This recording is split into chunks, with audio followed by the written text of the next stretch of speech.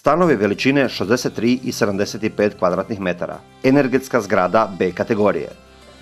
Na izuzetnoj lokaciji, u strogom centru Oroslavlja, nudimo kvalitetne i prvoklasno opremljene stanove po cijeni od samo 990 eura po kvadratnom metru. Mjesečna potrošnja energije za grijanje, toplu vodu i kuhanje ispod 200 kuna.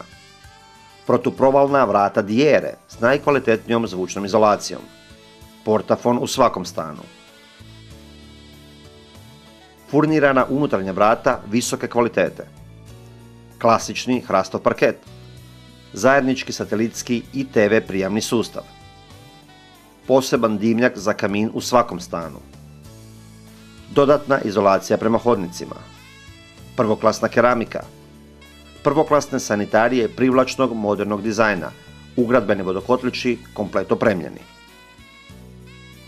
Etažno plinsko centralno grijanje s termostatom i bojlerom Wisman. Velike lođe. Svakom stanu pripada hobi soba. Mogućnost kupnje garaže u podrumu zgrade. Sve što vam je potrebno nalazi se u neposrednoj blizini zgrade. Trgovina, osnovna i srednja škola, vrtić, banka, pošta, ambulanta i apoteka. Papiri čisti. Mogućnost dobivanja državnih poticajnih sredstava.